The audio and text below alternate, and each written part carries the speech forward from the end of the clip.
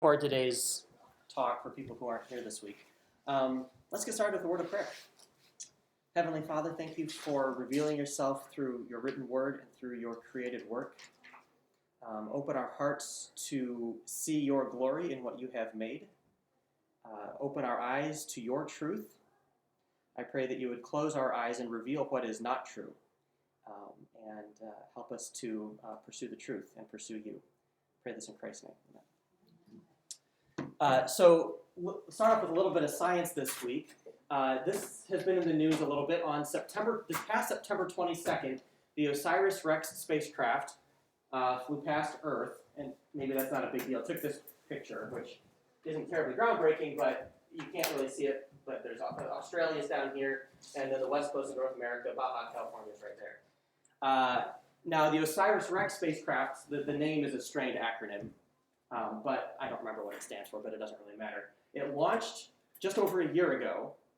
It went into a solar orbit with a period of 375 days, I think, and it just flew past Earth again for a gravity assist to go to the asteroid Bennu, and it's going to get there next August in 10 months. And Bennu is a small near-Earth asteroid, 266 meters across. This is a radar image, I think taken from the Arecibo Radio Observatory in Arecibo, Puerto Rico. And it's going to collect samples of the asteroid and bring it back to Earth. Now, Bennu's small. This shows double the diameter from the previous slide. Anyways, it's roughly the size of the Empire State Building, or a little bit bigger than the Eiffel Tower. So it's a small rock. If it hit Earth, it'd be terrible, but it's a small rock in terms of asteroids. It's an ancient rock. It's thought to be as old as the solar system, 4.5 billion years old. And we believe that studying it, bringing back samples of it, will show what the early solar system was made out of and help us understand how planets form in the first place. So we want to go check that out. It launched on an Atlas V rocket from Cape Canaveral Air Force Station.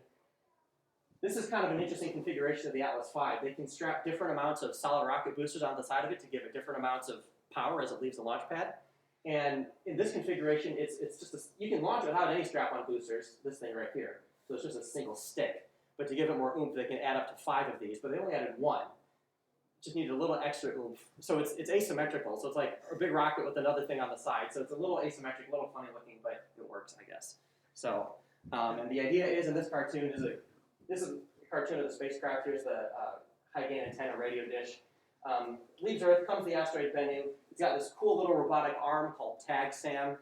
Again, it's a strained acronym. I don't remember what it stands for. But it basically has this giant mesh donut that is going to implant in the soil of the asteroid, fire nitrogen into the surface, which will kick up dust and rocks, and collect it into, it's a vacuum on the surface, so any gas will disturb the surface, and it'll collect it into a collecting dish.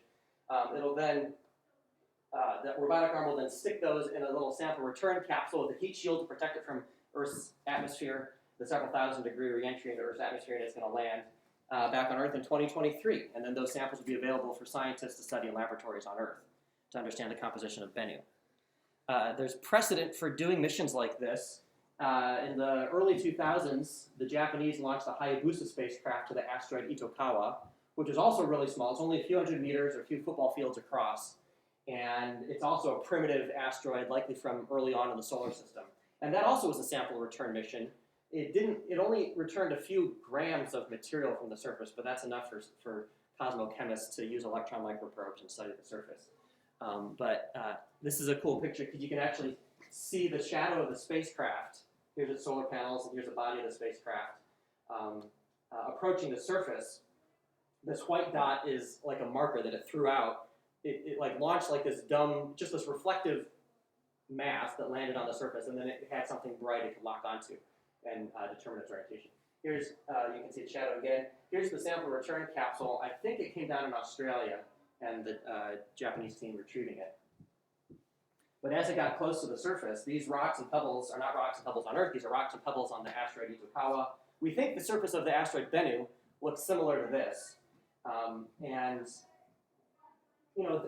object only a few hundred meters across has almost no gravity.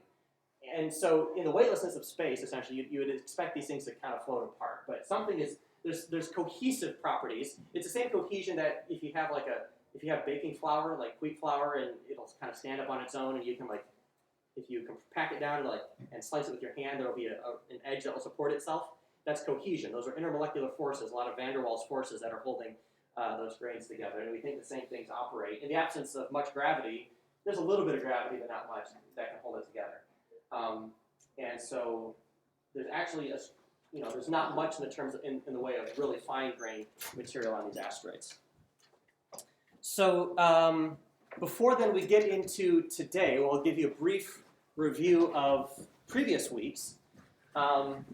So on the first week, we talked about how I believe that a proper understanding of science and Christian faith is not God versus science. It's God by means of science. We showed in Scripture where a lot of the time God works through intermediaries, whether it's through angels or other people, or also through the laws of nature. In Genesis 1, it ascribes the formation of living things to the ground producing them, and then in the very next verse it says, and so God created them. It doesn't distinguish between God doing something directly versus God doing something via an intermediary. So we don't need to be afraid of science putting God out of a job. We also talked about definitions of science, such that science necessarily restricts itself to things that are empirically measurable. Science, by definition, cannot say anything about justice, love, beauty, salvation. Science only tackles easy things that you can measure and make predictions about. And oftentimes you unfortunately do see scientists trying to use the results of science to then say, therefore, there is no purpose in the universe or there is no God. Well, they're making an unwarranted leap. Science is not teleological, it's not concerned with purpose. Other, philosophy and teleology are. Scripture is concerned with purpose. So those are other forms of truth that are no less truthful than science.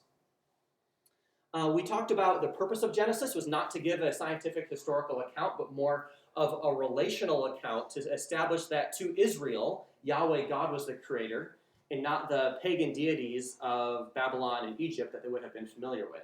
We talked about how in the pagan creation myth, the Enuma Elish, the goddess Tiamat was killed and cut in half, and one half of her body became the sky, the other half of her body became the earth. And one of the main purposes of Genesis 1 and 2 is as a polemic saying, no, that's not true. There's one true God. You were not created as slave labor for the gods. You were created to live in relationship with Yahweh. And so that's the purpose of Genesis. The purpose of Genesis is not to give a scientific account of origins. We see all throughout Scripture, both the Old and New Testaments, that God's glory is reflected in the scientific observation of nature. We're told to look at nature as ways of reflecting God's glory. We're told in 1 Thessalonians to explore, to test everything and to hold on to the good. That is the scientific method, where you form hypotheses, you test them, you reject what's not good, and you hang on to what is good. And then last week we talked about different creation models in the church. Young Earth creationism, which is most stereotypically associated with Christianity, that the earth was created 6,000 years ago in 6 literal 24-hour periods. I showed how I don't think that's in line with the proper understanding of Genesis 1 and 2, and it's certainly not in line with the scientific record. We talked about Old Earth creationism, the idea that the earth and the universe really are 13.8 billion years old. Old Earth creationism teaches that the days in Genesis are 6 periods of time up to billions of years long each. And then that Old Earth creationism also does not accept the evidence for biological evolution. I touched on intelligent design. And this past week I realized that there's something I wanted to say about it that I didn't really say. The idea behind intelligent design is that it says there are certain phenomena, namely the life, the origin of life, and how the information is encoded in DNA. And intelligent design would say that these things have no scientific explanation. These required God to directly intervene without any intermediaries to accomplish this task, without there being any scientific explanation for it. That's what intelligent design would say about certain things concerning life. I think that goes against the history of science, that goes against God's role as intermediary. I'm not saying miracles don't happen. I believe they do, especially the miracles in the Bible, Jesus turning water into wine, especially his resurrection. These miracles do happen, but they happen in the context of relationship. God uses miracles to get our attention, to point towards a relationship with him. I don't think, to me it doesn't seem likely that he would have done these things throughout the evolution of the universe to accomplish creative acts. It seems most consistent with his character to use intermediaries. I also mentioned how I don't believe in a wind-up universe God, where God wound up the universe at the beginning of time and just let it go to decay. For several reasons. It's mysterious, but God, in his sovereignty, so undergirds the universe that life evolves, planets form, galaxies form, because they're supposed to. Now, that's not a scientific statement. There's no experiment or observation I can make to look at purpose. But theologically, I believe that these things happened in obedience to God's creative will. And that's mysterious. I don't know how you go from God on this bottom layer of the cake model to how that happens in the top layer. I don't know. But God is sovereign enough to figure that one out. And I don't think the Bible has enough information for us to be certain on how that works, and certainly science can't address that. Nevertheless, it's not a wind-up universe. God didn't just wind it up at the beginning. Nevertheless, science can still explain these things of how God is active in the universe today. So that brings us up to this week, where I want to talk about the scientific evidence. It's not just... Question? Yes, please. Intelligent design, and I know nothing about intelligent design other than I've heard the word. Mm-hmm. I've never studied it, have no concept of it.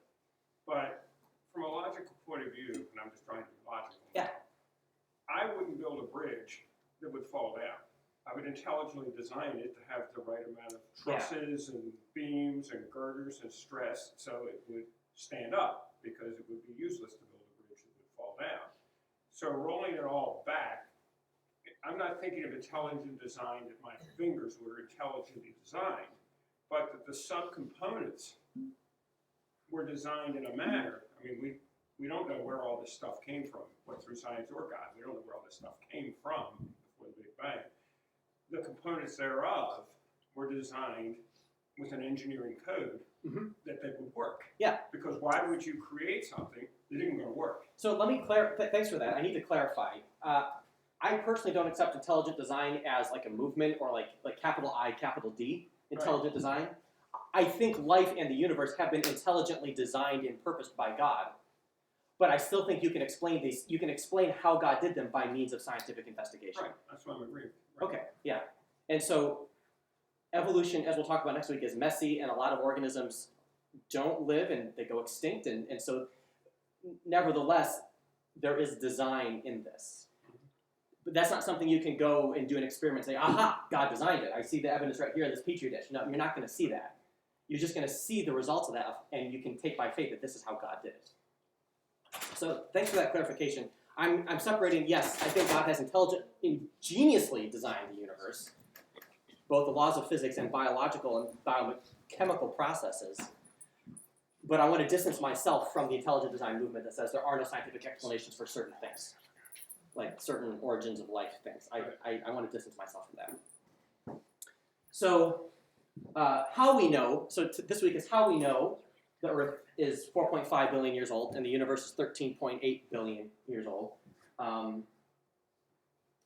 This is a view I took on the rim of the Grand Canyon about 4 years ago during sunset. The layers, the Grand Canyon, it's a little cliche, but it's beautiful. So, assuming you don't really. But there's like layers of, the layers in rocks here represent up to over 500 million years of geologic history.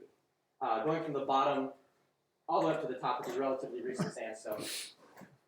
I took this picture from the air yesterday, flying back from Los Angeles. I don't know exactly where we were, but we were somewhere in the vicinity of the Grand Canyon, and you can just see a river having carved its way through. This is basically what the Grand Canyon, in general, it looks like from the air. It's a river channel that carved its way a mile deep through bedrock, representing up to, actually, I think 500, 600 million years in the case of Grand Canyon. And then, of course, the cosmos. I believe this picture was taken by the Hubble Space Telescope, leaving its shutter open, essentially, staring at what looked like a black area of sky with nothing in it, and there's just a bajillion galaxies in there, representing over 10 billion years of cosmic history. So first we're going to start with radiometric age dating. How do we know the Earth is 4.5 billion years old? Well, up until, really, the 20th century, we had no good way of estimating Earth's age. The closest anyone had really come that was really based on good scientific reasoning was Lord Kelvin, from whom we get the Kelvin temperature scale. And he said, well, if the Earth started off as a giant ball of magma that was, say, 1,200 degrees Celsius, how long would it take to cool off to the current temperature? And he estimated, and he calculated an age, and he got around 300 million years, or something like that, ballpark figure. Given what he knew at the time, that was a great method to go about doing it. He was dead wrong. I think his thermodynamic calculations were right, but it was certainly older than the 6,000 years that Bishop Ussher had counted up from genealogies in the Bible. So that was one of the first attempts to get at Earth's age. It wasn't until really the discovery of radioactivity in naturally occurring elements that we were able to age date things. So how many of you kids have you guys talked about protons and neutrons in any of your science classes? No, you haven't, Geneva? No. Okay, well, I'm going to give you a head start for when you guys do talk about them. So all of matter is ultimately composed of atoms. They have electrons flying around the outside, and the cores, their nuclei, are made out of these super tiny particles called protons and neutrons.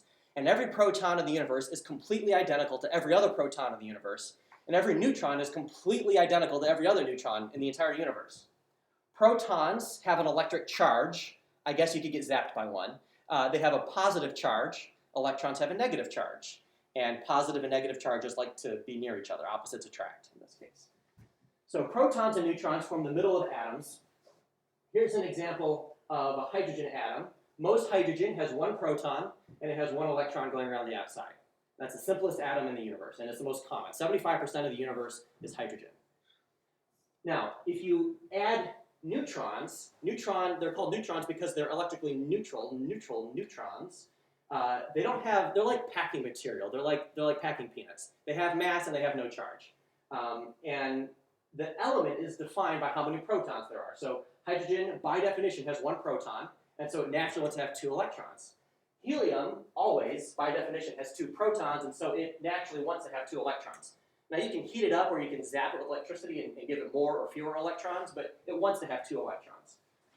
Hydrogen normally has no neutrons, but sometimes it has one or two neutrons. And these are heavier because they have more neutrons in them. Neutrons and protons are essentially the same mass. Helium usually has two neutrons in it, but it doesn't have to. It can have one neutron or it can have two.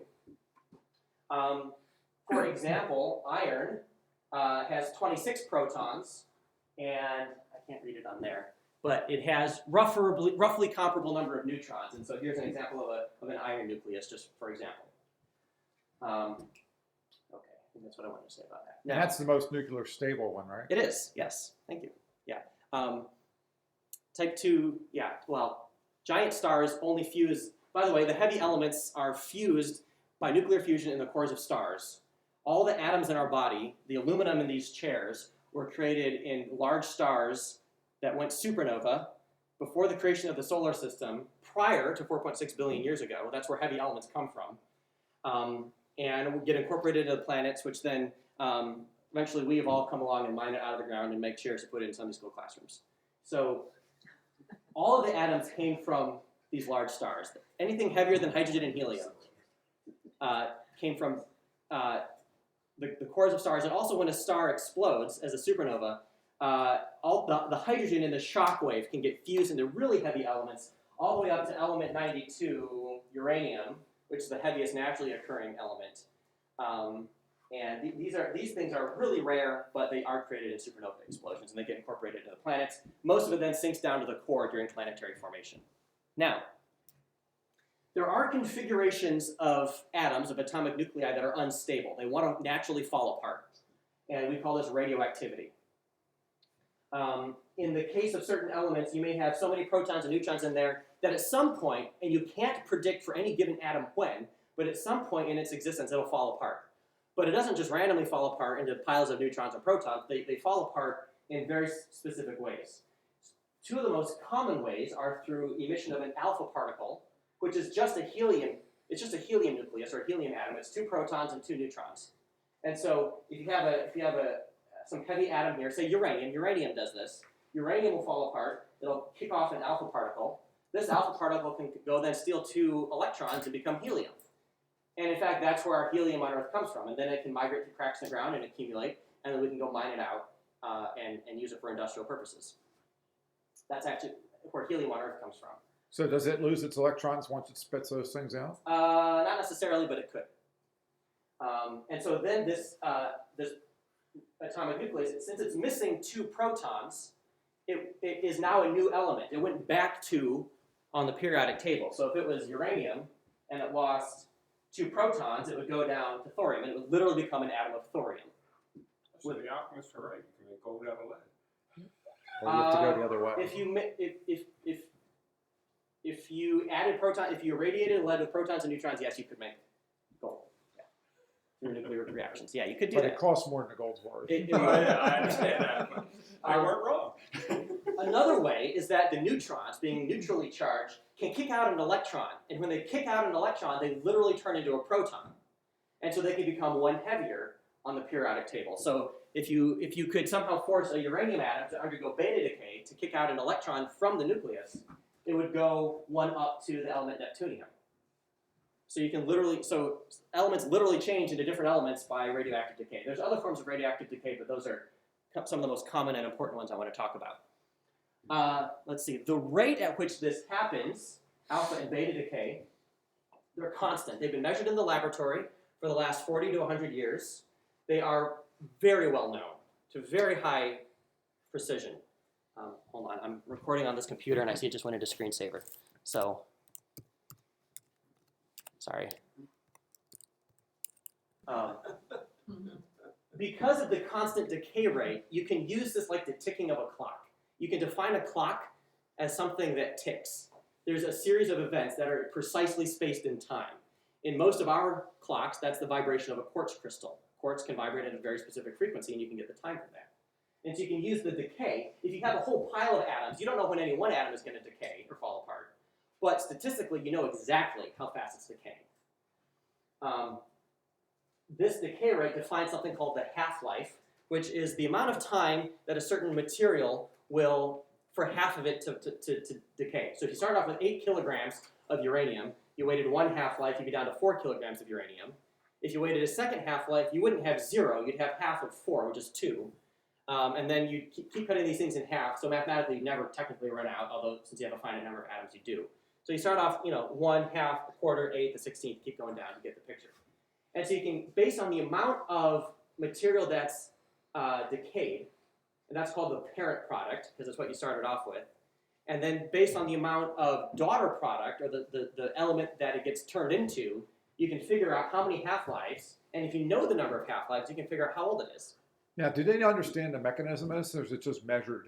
Or do they know, like, is there a mathematical formula that? Oh, yeah. Not just this half-life stuff, but the fact that this comes up with the rate out for different elements. Like, you can mathematically calculate from fundamental principles, what uranium's decay is, what carbon's decay is. I don't know if you can do it from fundamental principles. There's a fundamental force in nature called the weak nuclear force that governs the radioactive decay of atomic nuclei. But for a lot of elements, it's been measured repeatedly in the lab and always comes up to the exact same number. But for something that has a 100,000-year half-life, I mean, really long. There's something 40 billion year right, half-lives. It's very long. But how do we know that that's constant? It's not the rate's slowly changing over time. Okay, so that's a great question. And the short answer is the experiment's been done a lot. And right, but even a century or even 1,000 years is a blink of an eye compared to this time scales of these things. Let's see. Oh yeah, so I'm not an expert in this per se, but I did do some reading on this. And one way we can check against this, and we'll talk about this at the end of class today, is by looking at the decay rate back in time by means of astronomical observations. Because we can look so far in the past, literally up to tens of billions of light years away, we can actually see the products of radioactive decay through telescopes. So it is as if we have a time machine, we can go back and measure what the decay rate was back then. Okay. And we see the exact same decay rate in supernova explosions 10 billion light years away.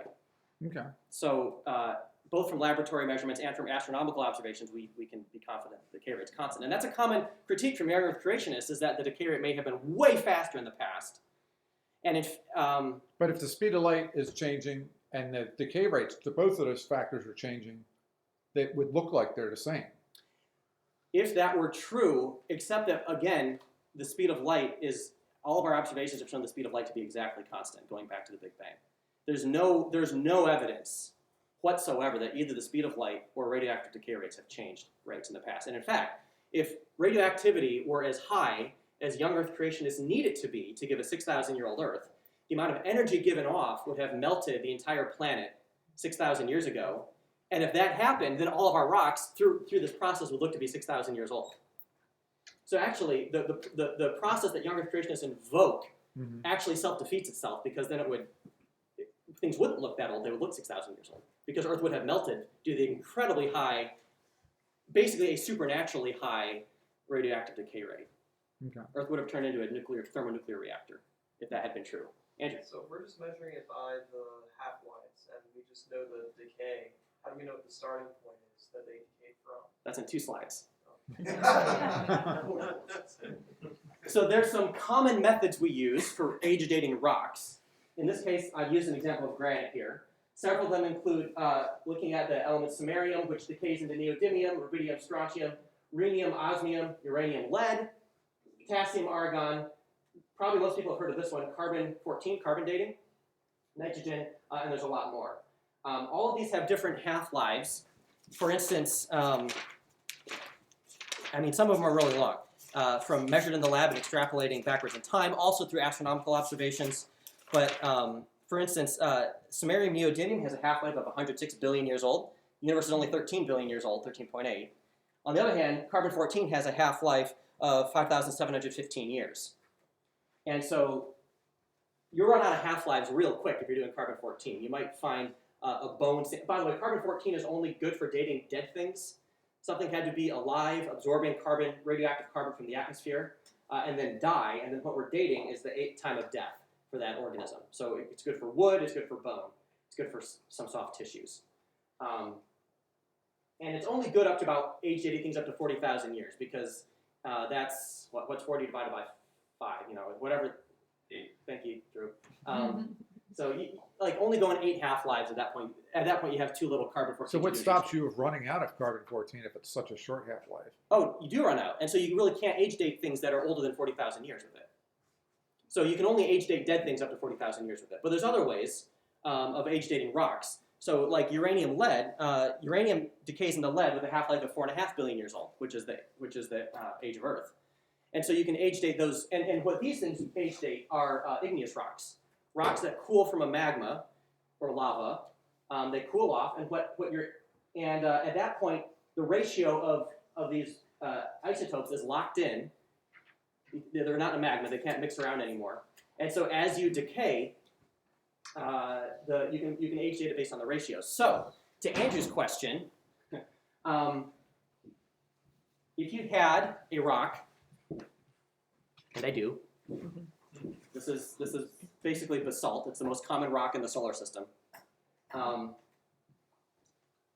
You can take the ratio of rubidium-87 to strontium-86, and rubidium-87 decays into strontium-87. And so we've plotted here the ratio of rubidium-87 to the ratio of rubidium-87 to strontium-86 to the ratio of strontium-87 to strontium-86. It gets bogged down. It's okay if you glaze over a little bit. And you're age dating individual minerals within a given rock. And if you come up and look at this, you can actually see the individual minerals that make up this whole rock. And if you start off with a certain amount of, if you start off with a little bit of rubidium, you'll only end up with a little bit of strontium. If you start off with a lot of rubidium, you'll decay into a lot of strontium by a fixed ratio, by a fixed amount. And the slope of this line, and where this line crosses 0, can give you an idea of how much you started off with in the first place. So you don't need a time machine to go back in time and look at a rock to see how much it started with. You can make a plot like this based on looking at the ratios of elements in it. And the starting point was when it was liquefied. Yes. So you're age dating the crystallization age. Yep. Yeah, John.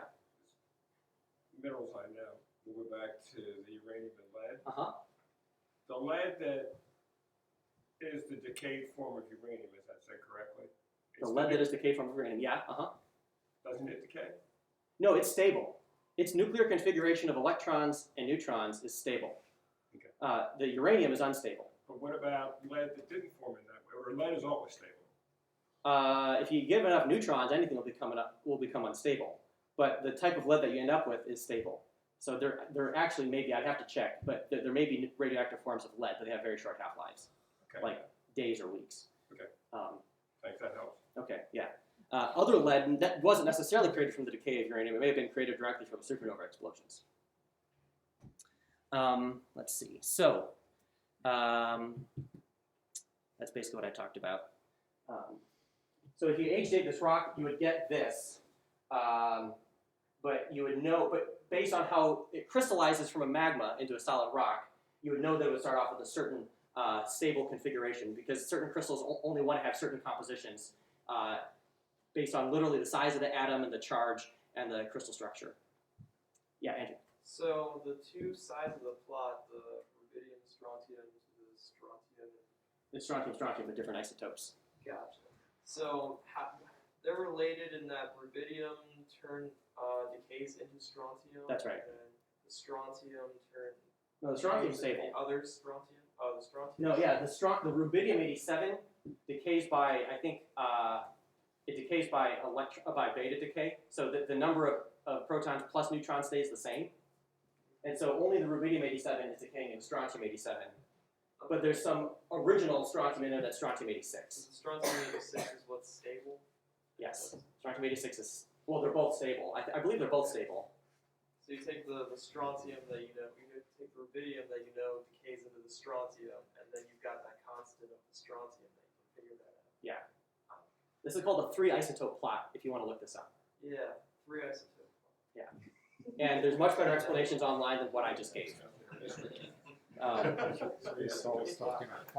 Let's see. So there are thousands of peer-reviewed papers in the literature that look at that age date rocks all the time, and they get, and they're dating the emplacement ages of these lavas, of these magmas.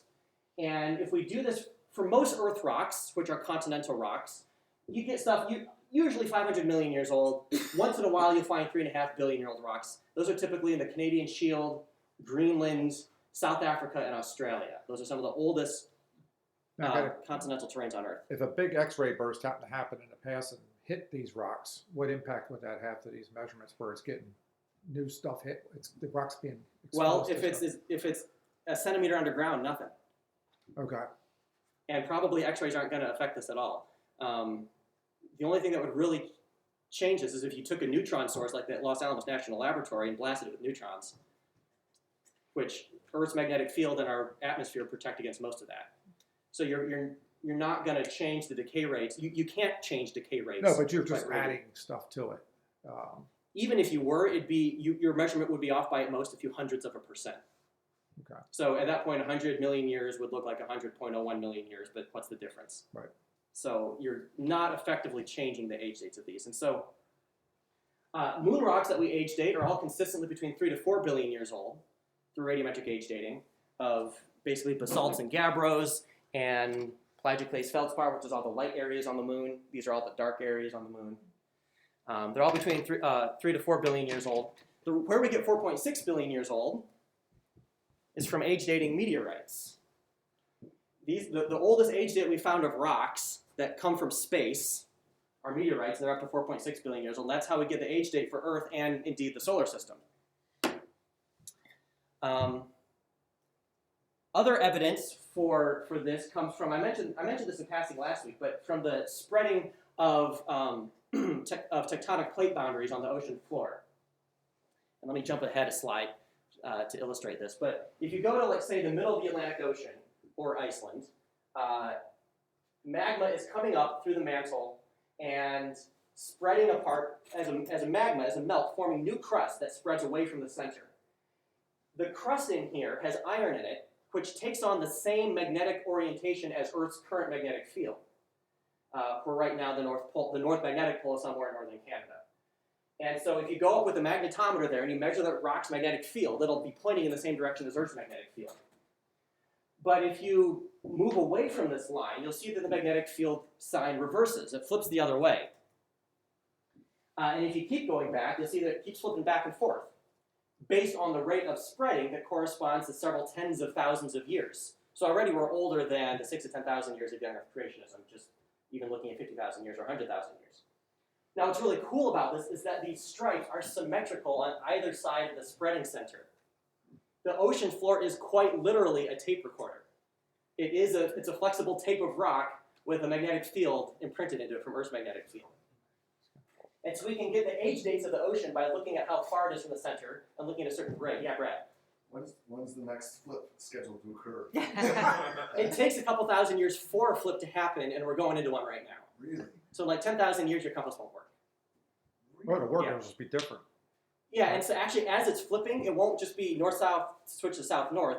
You'll have like two north poles and two south poles sticking out of like Gibraltar and I don't know Chile, and it'll be really messy for a few thousand years, and then it'll go back to a nice even God-fearing magnetic field. And then we get smacked with all kinds of space radiation. No, it continues to protect us from radiation as it's flipping. Okay. Yeah, so Is it gonna have any unexpected effects on like satellites or Oh. communication networks? I know No. nothing that's. it doesn't really affect anything except your compass. Yeah. And so pigeons might be confused for a while as they're migrating, but they'll figure it out. And so this was some of the first evidence for plate tectonic theory, looking at what I think is cool is that the structure is symmetric on either side of the mid-ocean spreading center.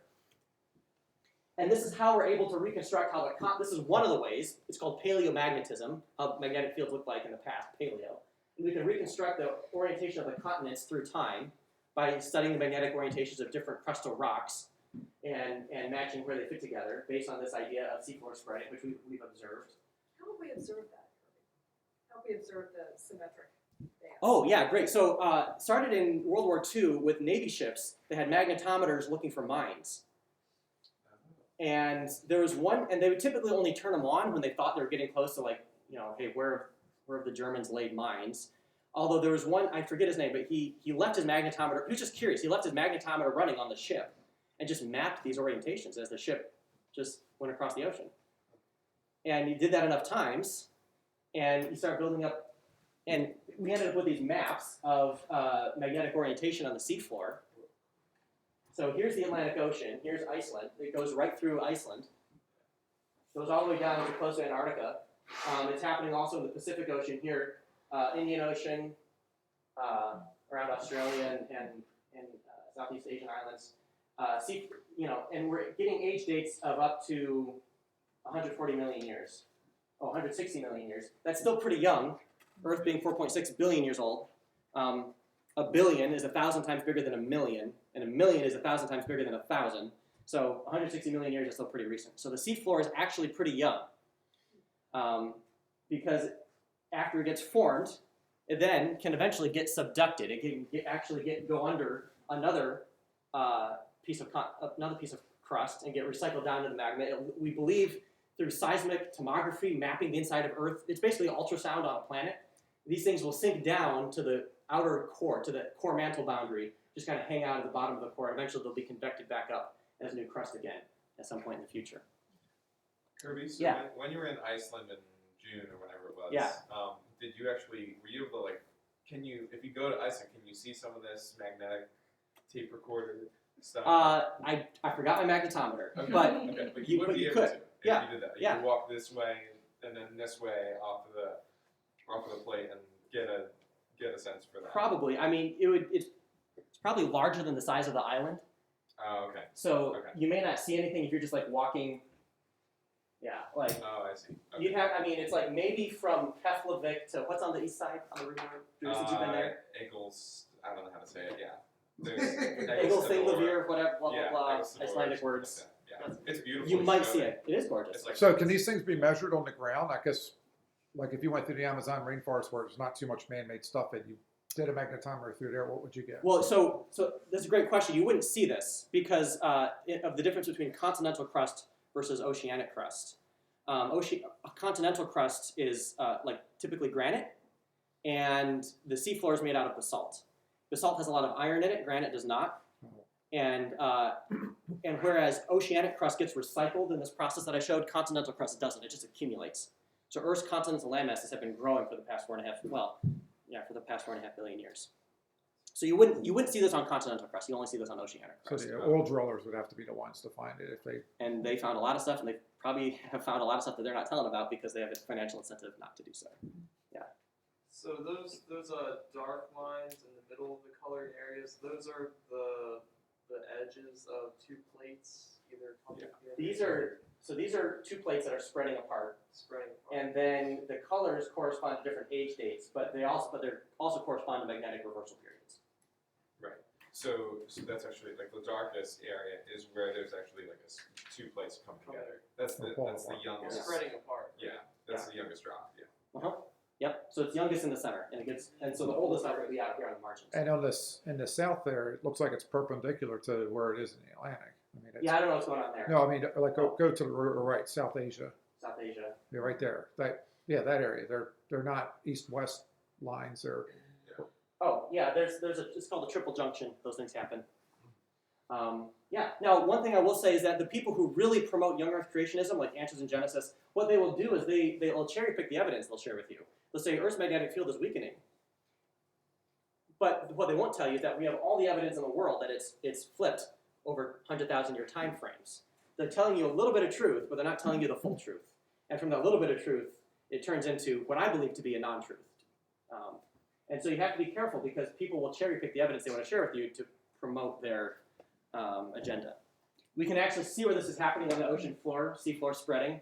And this is where the rock has been rifted apart. There's no magma here, but there is here. And we've sent, and so you have magnetism under 5 miles worth of ocean water doing crazy stuff. So that's geology. Are we good to move on for a little bit? To astrophysics, Big Bang cosmology. So, Big Bang cosmology, this is another thing that's abused for people to say, because we know that the universe was created by the Big Bang, we don't need God. Well, that's illustrating a misunderstanding of Big Bang cosmology and also science writ large. Big Bang cosmology does not say where the universe came from. All it says is that the universe started to exist at some point in the past and has been expanding ever since. So in that sense, the Big Bang is still happening now. It's just the expansion of the universe. What Big Bang cosmology does not say is where the Big Bang came from. And people who also say the Big Bang disproves God also think that you have either science or God, but it's never God by means of scientific processes. And so they would not accept the God doing things by means of intermediaries. Yeah, John? If I go with a little bit I know, Einstein's saying matter cannot be created or destroyed. Does that mean matter's eternal and it existed before? no, Einstein refuted that. I refuted that. Okay, see, I don't even know that. E equals mc squared. I mean, E equals mc squared says that matter and energy are interchangeable. Okay. Now, matter and energy, the universe cannot explain its own existence. By definition, God can. God is the only, if we take, okay, this is getting philosophical, but if we say that the only thing that can explain its own existence is God, then God fits that definition, if I said that right. Nothing, in other words, nothing can explain its own existence, but there has to be something that can explain its own existence, and that thing is outside this universe. So we're going to call that God. Okay. In that sense, even atheists believe in God, because they have to posit that something came before the universe to create the universe, except that to them, the God would not be a personal being. So the Big Bang says that the universe came into existence at some finite point in the past, not eternally. So before that, there was no matter. Yeah, in fact, there's also no time. So you can't even really say before then. You can't say, if time didn't exist, you can't say before time. It's like saying, what's north of the North Pole? And how can time not exist, though? Because time's not physical. I don't know. I can accept matter, but I can't accept time. Well, I mean, Time is physical. time began to exist at the same time that matter began to Time exist. At the began same to- time that the dimensions, the ability to move in a direction, that began to exist 13.8 billion years ago. And so, in a sense, the universe, and so the universe is continually expansion, but there's no center to the expansion. Mhm. The universe is creating the space that it expands into. It would be like if this board were made out of rubber and I wanted to draw a picture, I could only draw a picture as big as the board. If I wanted to draw a bigger picture, I'd have to stretch out the board. That's exactly what the universe is doing. It's creating new ability to move But is forward. it creating new matter as it does it, or No. the same amount of matter just occupying It's the more same space? amount of matter energy, Occupying more space. occupying more space. So, but the space had to be there to occupy. Nope. Relativity shows that the dimensions of space began to exist at the moment of I creation. hear you with dimensions, Mhm. but something can exist outside of dimensions. Well, Conceptually, maybe. In my but not way- in our universe. Right, I agree. Okay, well, let's leave it there. Let's leave it there. We're in a conundrum. But isn't that what Genesis talks about? If there was nothing.